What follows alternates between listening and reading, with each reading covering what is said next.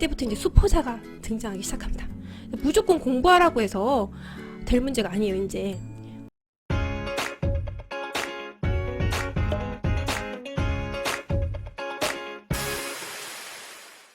안녕하세요, 여러분. 누나수학입니다.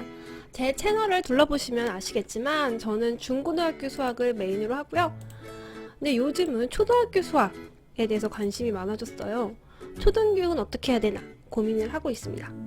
특히 지금 아이들은 노는 걸 좋아하고요. 그리고 영상이랑 친숙한 세대이기 때문에 너무 유튜브만 보고 공부하는 걸 싫어하는 것 같아서 걱정인데요. 최근 제가 관심을 가지게 된 키워드가 있습니다. 바로 자기주도 학습이에요. 잘 아시는 분도 계시겠지만 자기주도 학습은 이란 아이들이 스스로 주도해서 올바른 학습을 한다. 상당히 이상적인 개념인데요. 어떻게 보면 부모 욕심인 건가 이렇게 생각이 들기도 해요. 왜냐하면 우리도 어릴 때 그랬지만 하루 종일 놀고 싶어 했잖아요. 사실 성인이 돼서도 스스로 공부한다기보다는 제 지인들을 봐도 잉여 시간이 나면 공부보다 놀고 싶어 하잖아요. 어른들도 자기주도 학습하는 게 쉬운 일은 아닌데 성장하고 있는 우리 아이들에게 이것을 권하는 것이 가능한 건가 싶더라고요. 그래서 여러 책들과 기사를 보다가 여러분에게 소개해드리고 싶은 기사를 발견해서 공유해드리려고 합니다. CMS 수학연구소 조경희 소장님이 초등학교 아이들 자기주도 학습에 대해서 연구해서 학년별로 방법론을 소개한 기사가 있는데요. 아이들에게 적용해보면 나름 유용할 것 같아서 말씀드리려고 합니다. 자, 1학년이에요. 덧셈과 뺄셈 배우죠. 덧셈과 뺄셈을 재미있는 방법으로 반복하면서 연상 감각을 익혀야 하는 시기입니다. 덧셈과 뺄셈을 활용한 카드게임이나 보드게임 하면 좋을 것 같아요. 2학년 이제 구구단이란 길이를 배우는 학년이에요. 구구단을 위해서 바둑알이나 구슬 이런 작은 물건들을 통해서 어떻게 구구단이 만들어지는지 익혀야 하고, 길이를 알기 위해서 막대자나 줄자 가지고 집안의 물건들을 재보는 것도 좋을 것 같아요. 이제 저학년 자기주도 학습 어떻게 지도하는지 말씀드릴게요. 첫 번째로 공부 습관이 몸에 익히도록 해야 합니다. 아이들은 엄마 아빠를 따라하려는 심리가 있어요. 그래서 아이들이 공부할 때 같이 책을 읽거나 가계부를 쓰거나 앉아있는 게 좋습니다. 두 번째로 시간관리법을 익히게 해야 합니다. 하루 종일 해야 할 일을 적고요. 그리고 우선순위를 매겨 실천하게 하는지 체크하게 합니다. 우선순위를 정하는 방법을 알게 되면 학교에 다녀온 뒤 TV나 핸드폰을 하는 것을 조금이나마 줄이게 될 수 있지 않을까 싶은데요. 그리고 숙제와 독서는 부모님과 함께 20-30분씩 매일 같이 하는 것을 추천드립니다. 문제를 풀면서 모르는 것을 체크하고 발표하는 것, 이런 규칙을 세워서 나가는 연습을 해야 합니다. 이제 3학년이에요. 3학년은 연산이 더욱 집중적으로 나오는데요. 덧셈과 뺄셈, 그리고 곱셈과 나눗셈 이런 연산을 충분히 연습해야 합니다. 그렇지 않으면 이제 고학년이 되면 서술형 문제, 응용 문제, 심화 문제 해결하는 게 어려워져요. 그래서 연산을 위한 빙고 게임, 영수증 계산, 가계부 쓰기 이런 활동하는 게 좋고요. 4학년 이제 자연수, 서수, 그리고 분수가 나와요. 1학기 때 자연수, 2학기 때는 분수와 소수, 연산이 나옵니다. 분수와 소수는 자연수 연산이 자연수의 연산을 기본으로 나오기 때문에 이 부분을 꼼꼼하게 연습해야 합니다.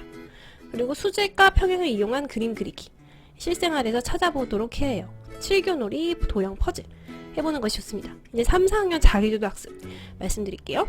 공부를 잘하는 아이와 그렇지 못한 아이가 이때부터 드러나기 시작해요. 그렇다고 단정 짓기는 이르죠.